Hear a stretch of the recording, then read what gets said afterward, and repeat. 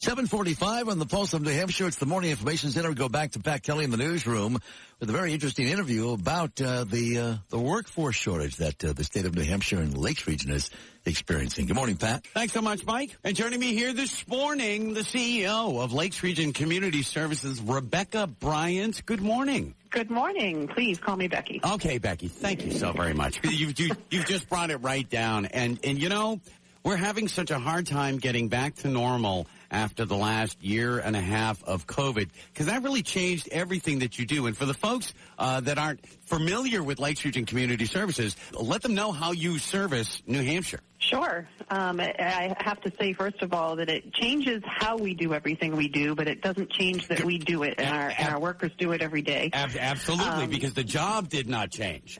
Absolutely not. So our employees do community-based services for adults and in the community who experience an acquired brain disorder or a developmental disability, as well as running a family resource center that services the Greater Lakes region families with everything from parent education, which can involve budgeting and parenting and how to be a good tenant, to early supports and services. So from birth through the lifespan, we are impacting the Greater Lakes region, thousands of families actually in the Greater Lakes region, with hundreds of employees. And that did not stop during a pandemic.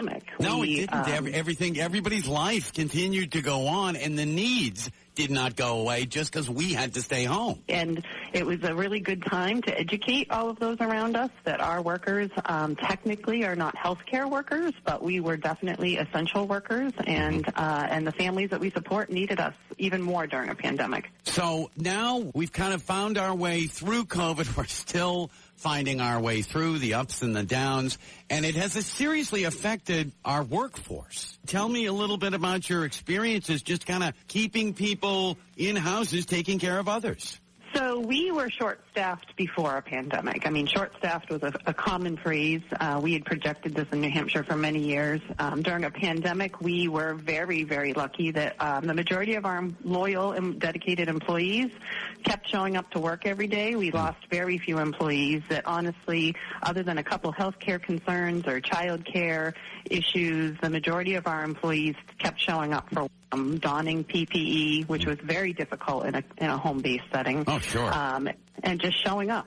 Yeah, and our hats are off to all of those who stayed the course. And they're the ones that really, I mean, they're the ones that have that thing you can't see on a resume. They care about other people. They want to make sure others are taken care of. It's an absolute understatement, Pat. I mean, the amount of caring and loyalty from our staff is amazing. But they, with a big but, because they're suffering right now. They're suffering from unbelievably long hours, overtime that is astronomical and unsustainable. For those that don't know, we are part of an area agency system in New Hampshire, and at the end of July, among our 10 area agencies that cover the entire state of New Hampshire, and that does not include any private vendors. We have an amazing private vendor network who are in the same boat as we are, but we have 408 vacancies, and 81% of those are in our direct support workforce across the state of New Hampshire right now. Wow. And just for LRCS, we have close to 50 open positions on our front line. Holy cow. I mean, and that's a lot to have to deal with week in and week out, because, again, the workload does not go down at all and work with you like that. Absolutely. You know, we have to show up every day, and we have to make it happen. And some of our fear is that we're making it happen shift by shift, calling and begging employees who've already worked 40, 50, 60 hours of overtime. And you heard that correctly. That's overtime, over 40 hours. Employees working, some have hit 100 hours a week. And, the quick math there, we only have 168 hours in our week that we're all here. So yeah, right. And we're going to, sadly, we're going to, all these most loyal employees, we don't want to burn them out either. Exactly. And we do burn them out. We are seeing a tremendous amount of burnout in our turnover right now. People who apologetically are saying, I can't do it anymore, and I fear that the only way I can get a break is to literally resign. And that just means that the next person in line is that much closer to burnout. It just keeps continuing, and it can't. We don't know where the end of this is, but we have to be heard in Concord. We have to be heard at the national level. We've got to support our direct support workforce. And if we don't, we just don't understand what's going to happen on the day that we don't make it happen. And we don't want to get there. We don't want to see that. No, we absolutely don't. Now, ironically, even as we are speaking, isn't this like direct support professionals appreciation week? I mean, this is when we celebrate all of our workers on the front line. Absolutely. So, our message this week is that we support our direct support workforce all the time. And again, I cannot say enough wonderful things about the folks that show up and do this work every day. But this is Direct Support Professional Appreciation Week, and we are very excited to be recognizing our direct support professionals all week. In little ways, we recognize it's hard. We do have a large workforce, and we do our best to show our appreciation.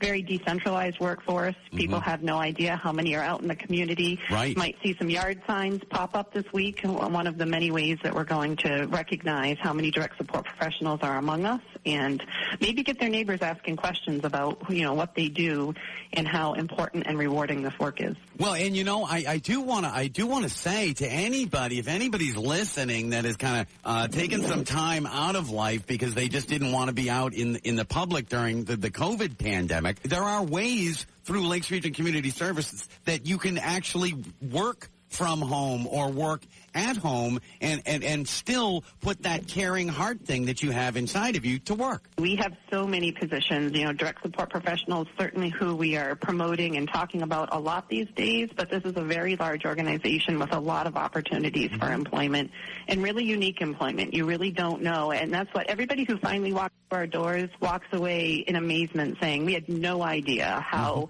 much support we provide to the community and how varied our services are and how varied our different job openings are. All right. And again, if you want to learn more, it's certainly worth checking out. I'm sure we could find something at your website, which is lrcs.org. Yes, absolutely. Okay. That's great. Well, Becky Bryant, thank you so much for taking time. I know this is, again, a week in, week out struggle to get our workforce back to where it was before the pandemic, but maybe even a little bit more beyond that.